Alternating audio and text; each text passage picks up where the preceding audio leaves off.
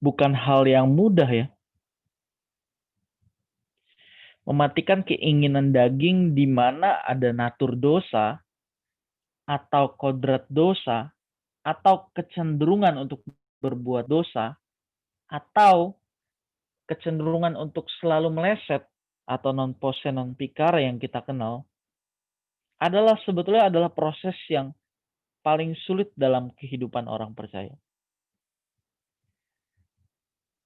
Maka untuk itu sebetulnya Tuhan Yesus datang menyediakan anugerah atau fasilitas keselamatan. Tanpanya kita tidak mampu untuk melawan kedagingan atau kodrat dosa yang ada dalam diri kita. Sebetulnya kita bersyukur kalau dulu sebelum adanya zaman perjanjian baru, kodrat di dalam diri manusia ya, atau yang disebut kodrat dosa itu nggak bisa ditaklukkan. Dikendalikan masih bisa, tapi untuk ditaklukkan nggak bisa. Makanya pendidikan agama budi pekerti itu bukan tidak berguna sama sekali. Tapi kalau kita ditargetkan untuk memiliki kodrat ilahi, divine nature, itu artinya tidak cukup hanya menjalani hidup kekristenan, hanya sekedar menjalani kehidupan orang beragama pada umumnya. Saya rasa semua tahu ya hal ini, karena kita sering bahas itu. Kembali ke tadi ya, mematikan kodrat dosa itu sebetulnya adalah proses yang paling sulit dalam kehidupan orang percaya. Kenapa? Karena di dalam diri orang percaya atau di dalam diri setiap orang itu terdapat kodrat dosa. Kodrat dosa itu adalah kebiasaan untuk selalu meleset. Kecenderungan untuk selalu meleset. Kecenderungan untuk selalu meleset. Banyak orang menghindari hal tersebut. Menghindari apa? Menghindari mematikan kodrat dosa di dalam dirinya. Menghindari mematikan keinginan daging. Bahkan berusaha menjauh. Loh, kok gitu? Kok banyak orang malah menghindari untuk mematikan keinginan daging yang dimana di dalamnya terdapat kodrat dosa. Bahkan berusaha menjauh.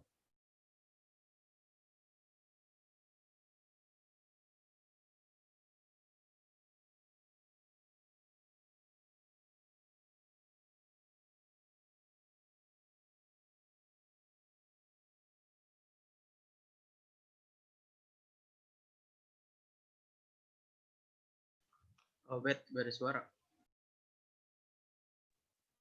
Dari awal ya? Apa baru ini aja? Baru ini, Kak. Oke. Tadi sampai mana yang kalian dengar? Mematikan daging. Terus? Ya, Kak, saya cuma dengar itu doang. Tadi saya pengen... Banyak orang menjauhi. Oke. Banyak orang sebetulnya menjauhi atau menghindari proses untuk mematikan keinginan daging, di mana di dalamnya ada natur dosa. Kenapa? Karena mereka merasa memiliki hak untuk mengatur hidupnya sesuai dengan selera dan keinginannya sendiri. Salib bagi mereka adalah ancaman kebahagiaan atau dipandangnya sebagai pola atau cara hidup yang tidak normal. Saya pernah mengatakan juga waktu itu, Injil itu tidak selamanya diterima sebagai kabar baik. Kenapa? Bukan Injilnya yang tidak baik, tapi karena manusia itu masih ingin melakukan atau masih mempunyai keinginan yang dimana mereka merasa memiliki hak, maksudnya. Mereka merasa memiliki hak untuk itu. Merasa memiliki hak untuk mengatur hidupnya sesuai dengan selera dan keinginannya sendiri. Kalau kecuali yang mereka dengar Injil yang salah ya. Injil yang tanpa resiko. Injil yang penuh dengan kompromi. Contohnya apa? Simply gospel. Nanti satu saat kita bahas ya. Simply gospel. Injil itu sederhana. Sebetulnya Injil itu tidak sesederhana itu. Injil tidak sesederhana itu.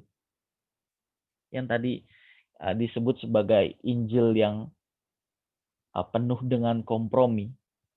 Yang tanpa ancaman bagi kedagingan sama sekali. Ini bukanlah Injil sebetulnya. Ini bukan Injil.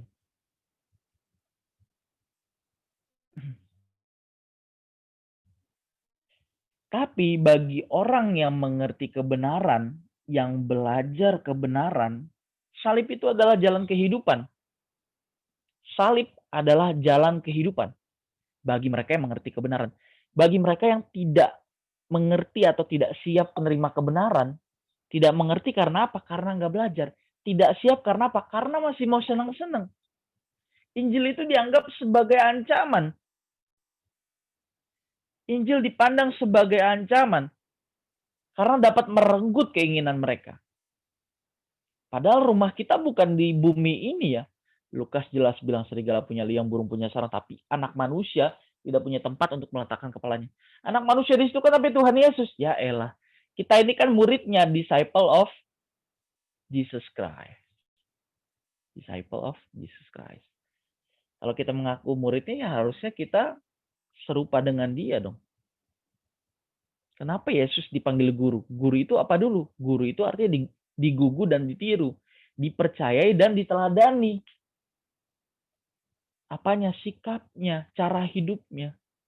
Kalau kita mengaku murid Yesus yang disebut Kristen. Kristen itu kan dari kata Kristianos yang akar katanya seperti Kristus. Kalau kita belum berani menjalani kehidupan seperti yang Yesus jalani, jangan mengaku murid Yesus. Jangan mengaku Kristen. Hari ini kita akan bahas judulnya apa? Nah, tadi kan ada yang tanya. Judulnya itu adalah menyerahkan wilayah hidup kepada Tuhan. Menyerahkan wilayah hidup kepada Tuhan.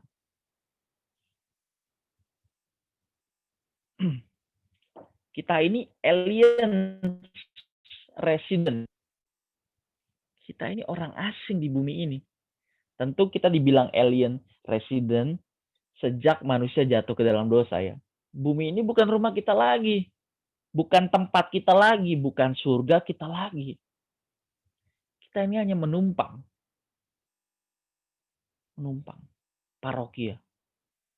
Ini tempat singgah doang. Atau dalam istilah lain school of life. Atau saya lebih suka sebenarnya dengan istilah wajib militer ya. Wamil, wajib militer. Di bumi ini. Bukan rumah. Ingat Lukas bilang serigala punya liang, burung punya sarang. Tetapi anak manusia yang menuju kepada Tuhan Yesus dan kepada seluruh pengikutnya tidak memiliki tempat untuk meletakkan kepalanya. Artinya bumi ini bukan lagi tempat yang ideal untuk menjalani kehidupan. Wah, kalau orang lagi senang mah susah diajak berjuang. Susah. Apalagi kalau udah kenal yang namanya pacaran ya. Susah. Makanya saya angkat topi buat teman-teman. Ya saya tahu lah beberapa yang suka sama teman Komsel terus nahan gitu. Itu keren buat saya. Keren. Keren. Angkat topi saya buat kalian. Tapi jangan senang dulu. Perjuangan kalian belum berakhir. Tahan dulu. Nanti kalau Tuhan udah kasih komando, sikat. Ya udah sikat. Nanti. Bertumbuh dulu. Supaya nanti pas berantem, sama-sama ngalah, sama-sama nerima. Ini kan susah sebetulnya. Dan sebetulnya nggak ada yang cocok di bumi ini ya. Tidak ada yang cocok. Tidak ada pasangan yang cocok atau ideal. Pasangan kita itu Tuhan. Jadi sebetulnya yang membuat kita cocok dengan pasangan kita itu karena ada kebenaran yang menguasai diri kita. Ada kebenaran yang kita pahami. Itu yang buat kita cocok. Coba aja survei deh. Survei. Ini kan saya ngomong begini bukan asumsi belaka. Tentu saya membaca banyak buku dan saya mengikuti perkembangan juga. Ternyata kasus perceraian itu semakin meningkat. Terlebih pasangan generasi baru ya. Generasi baru. Generasi X, generasi Y. Itu rentan perceraian. Kalau ditanya kenapa pisah sama dia? Karena udah nggak cocok. Nggak ada yang cocok. Beneran. Nanti pembahasan ini akan dibahas secara khusus di Komsel Divine Nature. Kau bet promosi lagi. Ya terserah. Kalau mau datang, datang. Kalau nggak, ya nggak apa-apa. Memang nggak bisa dibahas langsung gitu, jebret. Terus teman-teman ngerti semua. Nggak bisa. Jadi Senin depan jam 5:30. Ini bukan promosi sekali lagi ya. 5:30 kita mau bahas tentang pasangan yang cocok. Tadi kata Kobet nggak ada yang cocok. Kok judulnya pasangan yang cocok? Iya datang dulu aja. Ntar di sana kita dibaptis bareng-bareng. Oke? Oke, kita lanjut.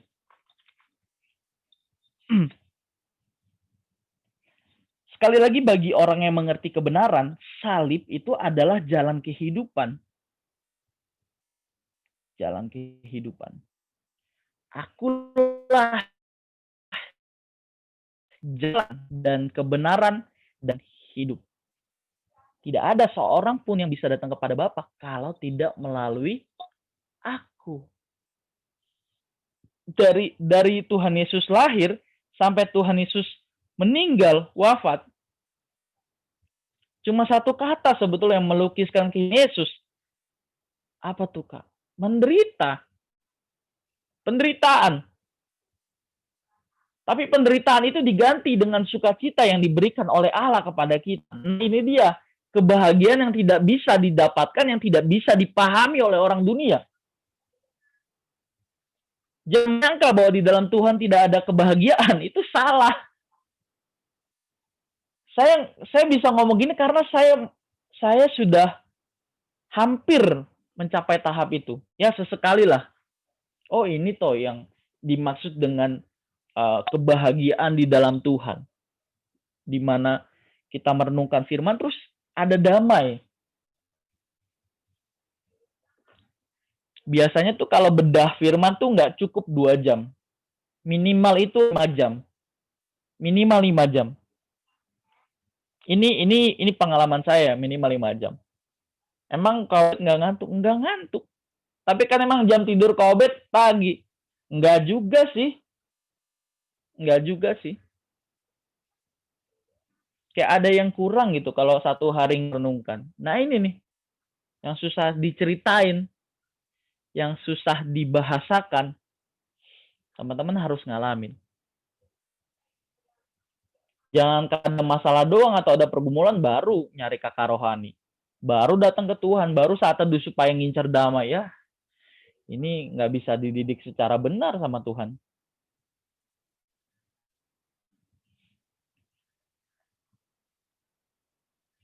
Salib itu mengandung kekayaan yang tidak terhingga. Sekali lagi ya, salib itu mengandung kekayaan yang tidak terhingga. Salib itu sebetulnya adalah alat transaksi untuk menerima kemuliaan bersama-sama dengan Tuhan Yesus. Ayatnya di mana, Kak? Ayatnya Cao. Ayatnya Cao di mana tuh? Ayo. Jangan searching ya. Ayatnya Cao di mana tuh?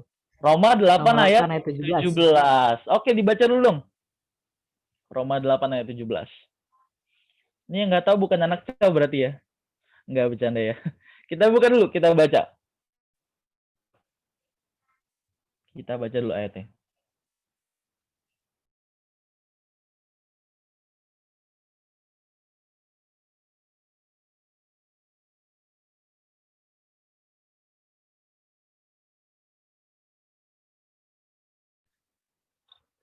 Ya udah, Sweety deh yang baca deh. Nanti ngiri lagi. Sweety baca deh. Dan jika kita adalah anak, maka kita juga adalah ahli waris. Maksudnya orang-orang yang berhak menerima janji-janji Allah. Pelan-pelan kayak nge-rap, santai. Artikulasinya yang jelas, tegas. Ya, ulang. Dan jika kita adalah anak, maka kita juga adalah ahli waris. Maksudnya orang-orang yang berhak menerima janji-janji Allah yang akan menerimanya bersama-sama dengan Kristus. Yaitu jika kita menderita bersama-sama dengan Dia, supaya kita juga dipermuliakan bersama-sama dengan Dia. Yes. Thank you, Siti. Perhatiin ya, perhatiin. Ayatnya jangan jangan di close. Kita kembali ke ayatnya dulu. Ini ayatnya sebetulnya, waduh, mantap banget nih. Ini yang ngasih nama Cao tepat sekali. Tepat sekali. Saya baca ulang ya, sambil saya jelasin. Dan jika kita anak, dan jika, jika kita anak, maka kita juga adalah ahli waris. Nah, anak Allah itu apa dulu? Anak Allah itu adalah orang-orang yang dipimpin oleh Roh Allah. Orang yang dipimpin oleh Roh Allah itu apa? Orang yang dipimpin oleh kehendak Allah. Yang dipimpin oleh kehendak Allah. Kita lanjut ya. Maksudnya orang-orang yang berhak menerima janji Allah. Yang akan menerimanya bersama-sama dengan Kristus. Ya, itu. Nah, ini dia nih. Jika kita menderita bersama-sama dengan Dia. Nah, perhatiin ya. Dan jika kita adalah anak. Kemudian, yaitu jika kita menderita bersama-sama dengan Dia. Supaya kita juga dipermuliakan bersama-sama dengan Dia. Dengan kata lain, kalau kita bukan anak, nah anak di sini apa? Anak di sini coba buka teks aslinya dong.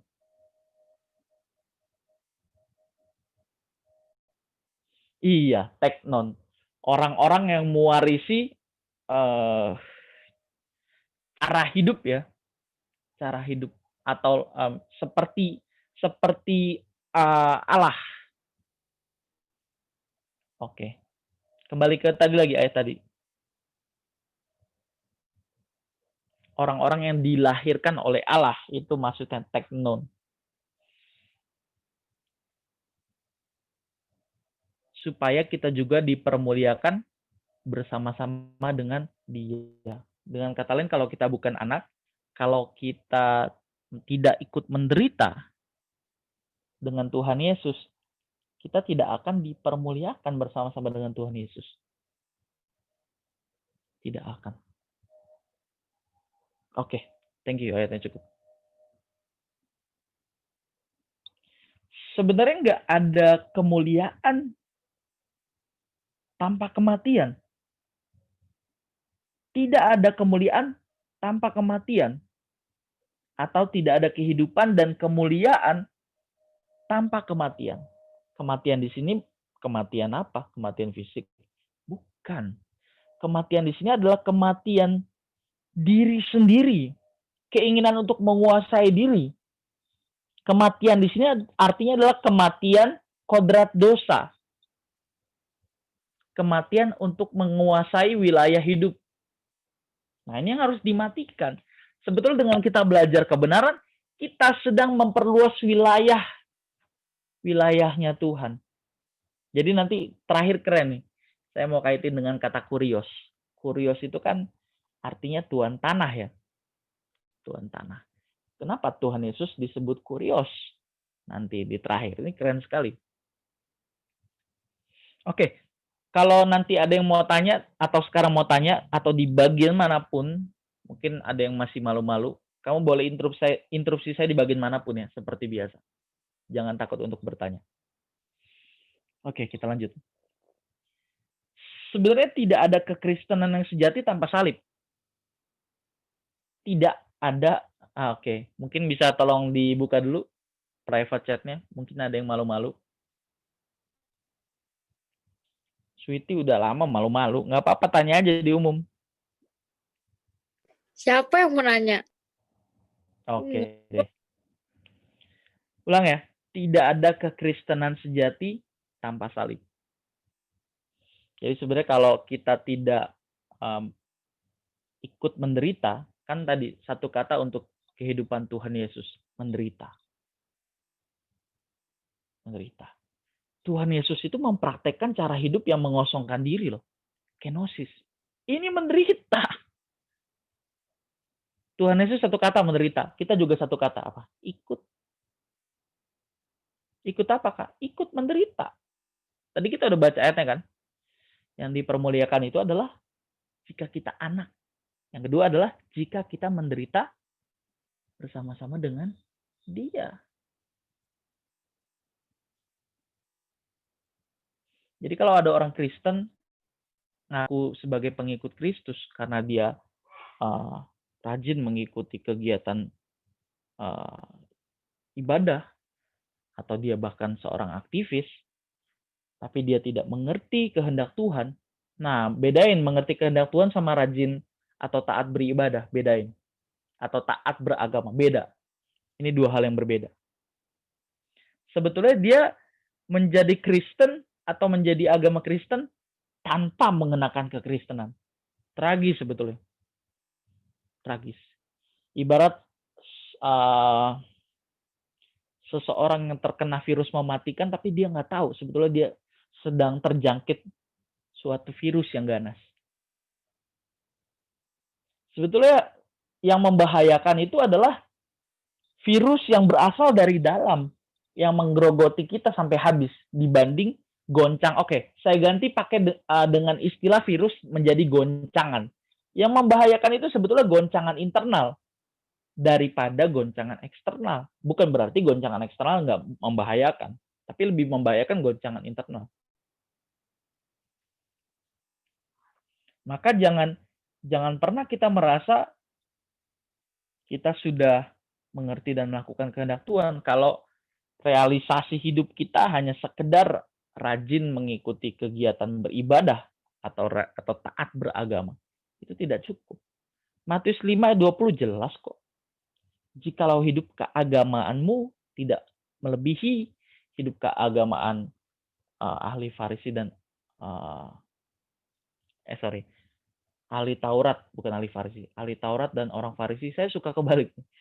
Ahli Taurat dan orang Farisi, kamu tidak masuk ke dalam kerajaan surga. Jikalau hidup keagamaanmu tidak melebihi mereka. Siapa? Ahli Taurat dan orang Farisi. Kok mereka yang dijadikan pembanding? Iya, karena mereka ini yang dijadikan simbol agama tertinggi, Yahudi. Makanya Tuhan Yesus membandingkan kita orang percaya dengan mereka. Jikalau hidup keagamaanmu tidak melebihi hidup keagamaan ahli Taurat dan orang Farisi, kamu tidak masuk ke dalam kerajaan surga. Yang artinya sama dengan, atau yang sama dengan artinya dengan dimuliakan bersama-sama dengan Tuhan Yesus.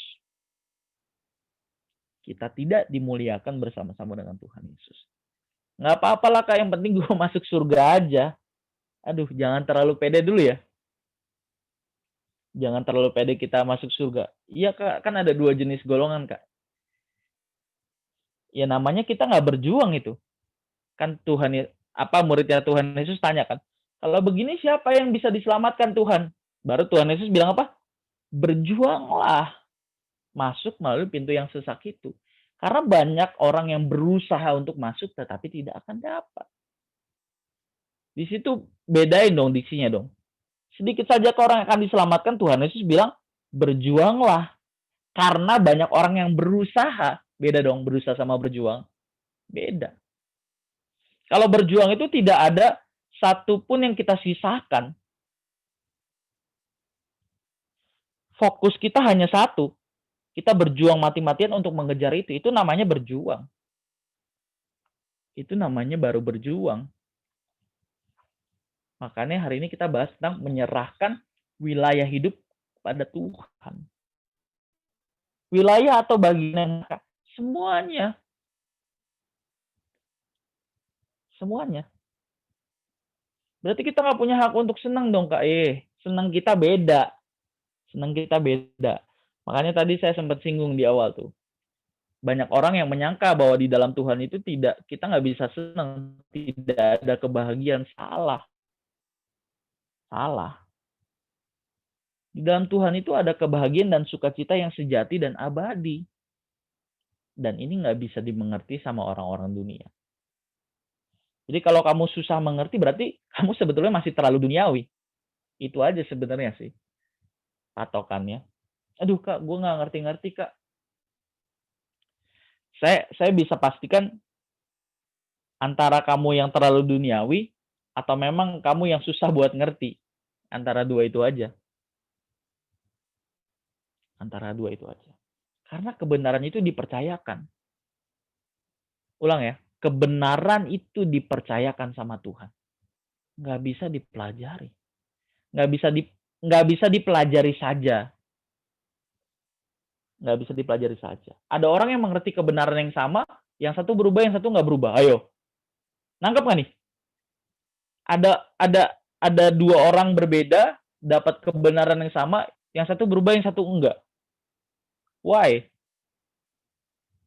Karena yang satu dipercayakan untuk mengerti, yang satu tidak. Kenapa gitu?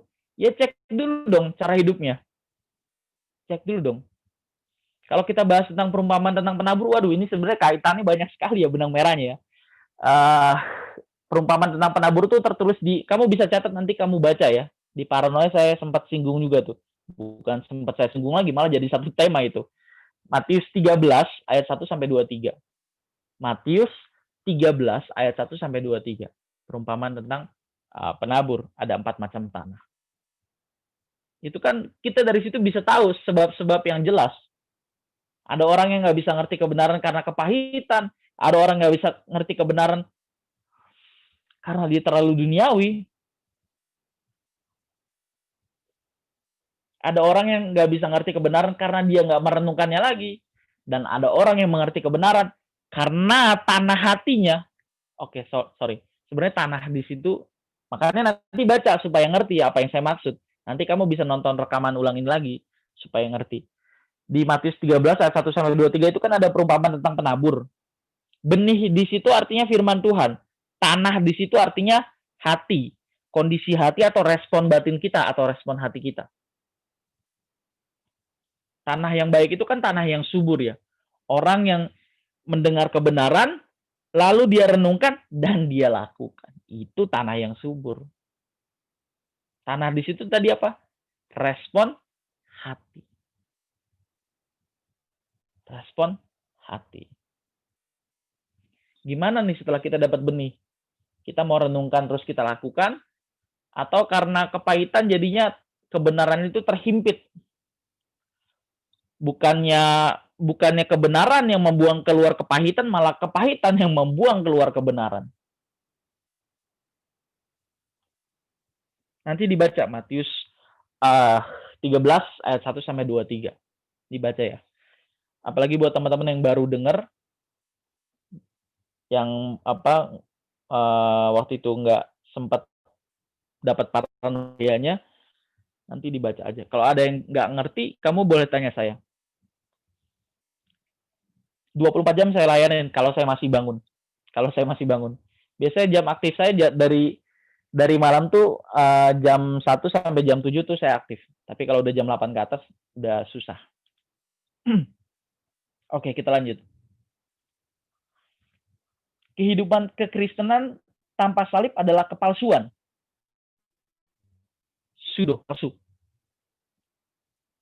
Palsu. Ulang ya. Kehidupan kekristenan tanpa salib, tanpa penderitaan adalah kepalsuan. Nah, sekarang yang jadi pertanyaan adalah maksudnya tanpa salib, tanpa penderitaan itu apa? Apa sih yang dimaksud dengan kehidupan memikul salib? Kan dari tadi kita bahas itu terus ya. Kristen tidak ada kekristenan sejati tanpa salib. Terus kehidupan kekristenan tanpa salib adalah kepalsuan. Jadi apa sih yang dimaksud dengan kehidupan memikul salib itu? Apa yang dimaksud dengan kehidupan memikul salib itu? Kan tadi salib artinya menderita. Jadi apa yang dimaksud dengan kehidupan memikul salib? Ya, kehidupan memikul salib itu artinya adalah kehidupan yang mengikuti kehendak Tuhan dan menyangkal keinginan kita, pasti sakit. Ulang ya. Memikul salib atau kehidupan memikul salib adalah kehidupan yang mengikuti kehendak Tuhan. Tentunya setelah kita belajar, lalu kita melakukan. Pasti masih ada keinginan yang tersisa dong. Oh pasti. Bukan tersisa, masih banyak keinginan yang menguasai kita. Tapi ketika kita dengar kebenaran, ada dua suara. Mau ngikutin suara hati kita sendiri atau suara Tuhan? Mau ngikutin yang mana? Kalau ngikutin suara yang berasal dari Tuhan, berarti kita menyangkal kedagingan atau keinginan kita. Dan ini pasti sakit. Aduh, gue suka sama dia, jadian gak ya? Aduh, jadian gak ya? Tapi kita milih kebenaran. Wah, sakit itu. Kok contohnya pacaran mulu, Kak? Karena yang ada di kepala saya sekarang itu doang gitu. Jadi yang muncul ya yang saya jelasin ke teman-teman. Sekali lagi pasti sakit. Salib itu jelas penderitaan. Semakin punya banyak keinginan, semakin punya banyak ambisi pribadi yang sesuai dengan keinginan Tuhan, lebih sakit lagi.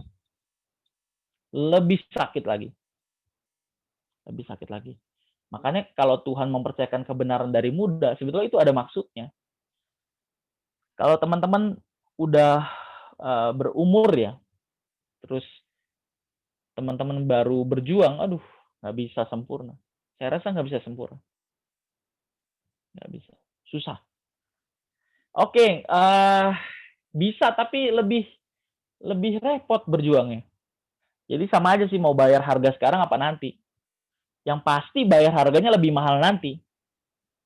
Ibarat sebuah properti ya atau saham. Harganya terus naik. Kalau teman-teman milih bayar berjuangnya nanti pas tua, waduh, itu lebih mahal harganya. Lebih sakit pasti. Mendingan dari muda. Sebelum adanya inflasi. Ini saya menggunakan suatu perumpamaan ya. Perumpamaan itu perbandingan. Nangkap ya? Jadi daripada nanti tambah sakit, gara-gara udah punya banyak keinginan dan kita berjuang untuk melakukan kebenaran, tapi keinginannya sudah terlanjur mengakar, aduh sakit. Keinginan atau kodrat dosa yang sudah terlanjur mengakar itu ibarat kebiasaan, bukan ibarat kebiasaan. Itu seperti kebiasaan atau kebiasaan itu sendiri. Seperti kebiasaan atau kebiasaan itu sendiri. Jadi kalau kita mau merubah kebiasaan itu ya seperti mencabut pohon sebetulnya. Seperti mencabut pohon. Dan membangun kebiasaan itu seperti menanam pohon. Susah kan nebang pohon yang sudah mengakar, apalagi yang udah tua, susah. Dan membangun kebiasaan baru itu seperti menanam pohon. Lama. Makanya proses pertumbuhan itu jangan digantikan dengan apapun. Kalau teman-teman udah tahu yang benar sekarang, ya udah bayar harga aja sekarang.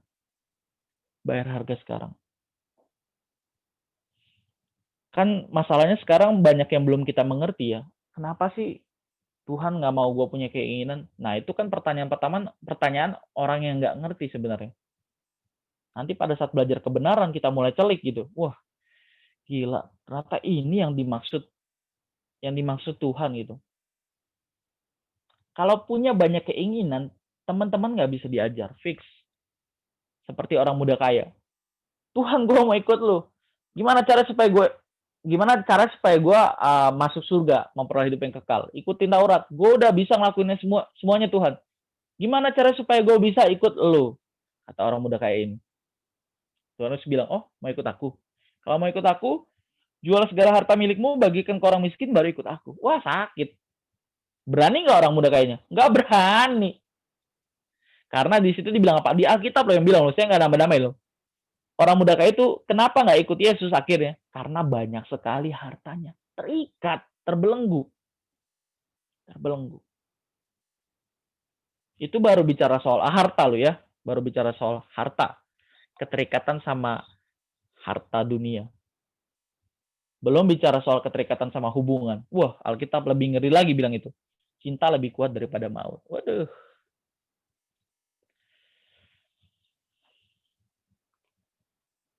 Oke, kita lanjut.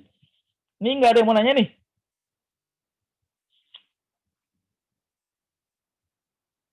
Belum? Oke. Sebetulnya kekristenan tanpa salib adalah kekristenan yang berasal dari iblis. Produk iblis. Yang menipu banyak orang. Oh, iblis juga nawarin salib. Ya, Injil yang salah itu kan, atau degradasi Injil itu kan sebabnya oleh karena iblis. Iblis yang menghalang-halangi pemberitaan Injil yang benar. Makanya kalau kita mau dipakai menjadi mesin perangnya Allah, ayo sungguh-sungguh belajar. Sungguh-sungguh berjuang. Jangan setengah-setengah. Setengah-setengah nggak bakal jadi deh. Nggak bakal jadi sempurna, yakin. Nggak bakal jadi sempurna.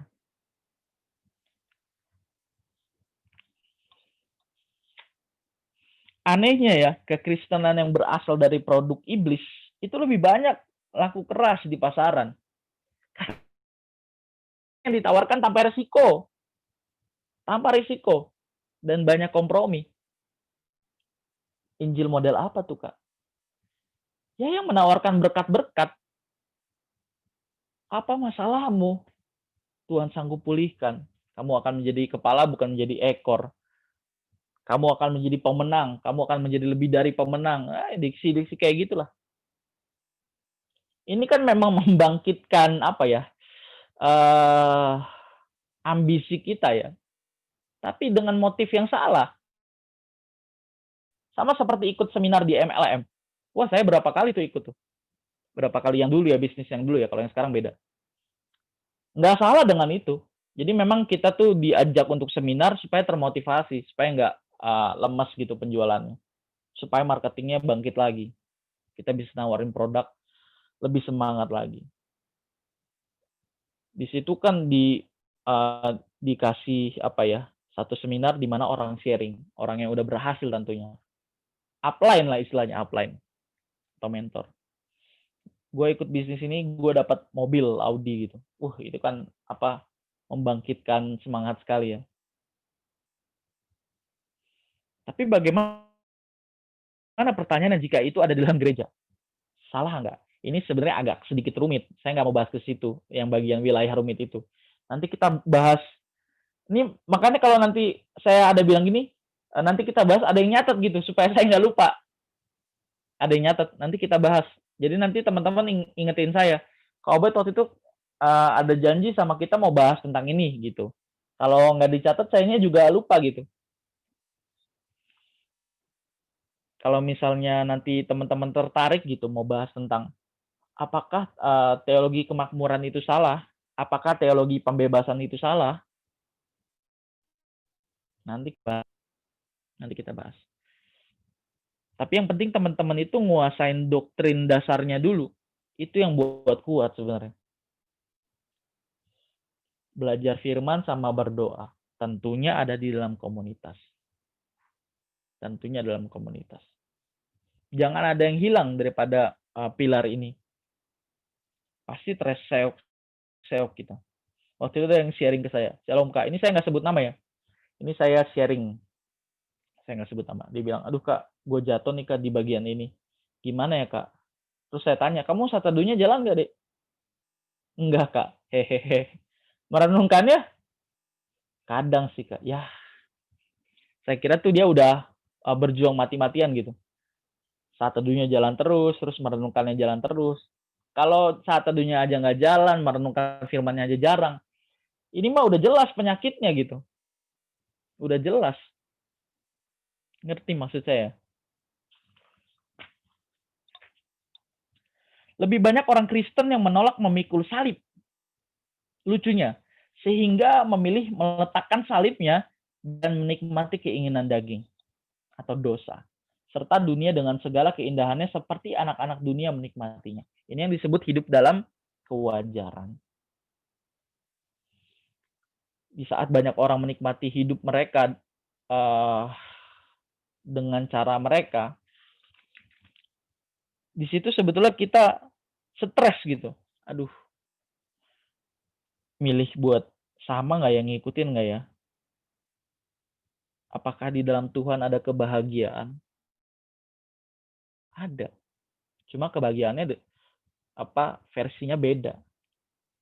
Versinya beda. Kebahagiaan di dalam Tuhan itu kebahagiaan yang tidak terbelenggu, tidak terikat oleh siapapun dan apapun di dalam Tuhan. Tapi kalau kita lebih memilih bahagia karena percintaan dunia, cepat atau lambat kebahagiaan itu pasti akan berakhir. Misalnya, teman-teman dikasih sesuatu, barang gitu, yang teman-teman pengen, terus barang itu hilang, udah nggak senang lagi. Atau misalnya diputusin pacar misalnya, udah hilang kebahagiaannya. Hilang kebahagiaan. Tapi kalau kebahagiaan di dalam Tuhan, ini tidak bisa dipengaruhi, tidak bisa diintervensi, tidak bisa diganggu oleh apapun dan siapapun. Iya, bisa juga sih jatuh, bisa juga kecewa, bisa juga sakit. Tapi nggak lama. Tapi nggak sampai tergeletak.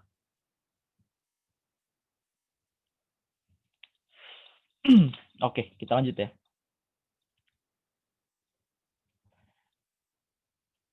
Pada waktu itu proses penyalipan daging terhambat. Oke, mungkin saya ulang statement awalnya karena ini berkaitan dengan statement yang barusan saya bilang. Lebih banyak orang Kristen yang menolak memikul salib sehingga memilih meletakkan salib dan menikmati keinginan daging, dosa, serta dunia dengan segala keindahannya seperti anak-anak dunia menikmatinya. Ini yang disebut sebagai kewajaran dunia. Hidup dalam kewajaran dunia. Pada waktu itu sebetulnya proses penyalipan daging terhambat, bahkan berhenti. Jadi sebetulnya nih, dalam konteks pertumbuhan rohani itu sebetulnya itu tidak ada kata stagnan. Sebetulnya loh. Stagnan itu artinya yang nggak maju, nggak mundur, diam di tempat. Dalam pertumbuhan rohani nggak ada istilah stagnan. Bertumbuh atau mati. Makanya agak serem ya, kalau orang itu berhenti dari merenungkan firman. Sekali lagi, nggak ada istilah stagnan. Yang ada adalah bertumbuh atau mati. Ya teman-teman rasain sendiri lah pasti. Pasti punya pengalaman itu. Ada saatnya kita jatuh. Ada saatnya teman-teman itu rohani, ada saatnya teman-teman itu nggak rohani. Tapi kalau orang yang tetap memilih untuk merenungkan kebenaran setiap hari, saat teduh setiap hari walaupun susah, saya tahu itu susah. Teman-teman pasti berada dalam posisi terus bertumbuh. Dan ini sebenarnya harus diperjuangin. Karena waktu saya sudah habis, jadi nanti kita lanjut di bagian 2 ya. Sampai sini ada pertanyaan? Saya dari tadi ngeliatin waktu nih. Kita lanjut nanti part 2 ya. Menyerahkan wilayah hidup kepada Tuhan. Ya, nanya. Ini mungkin recordnya dimatiin dulu ya, takutnya privacy.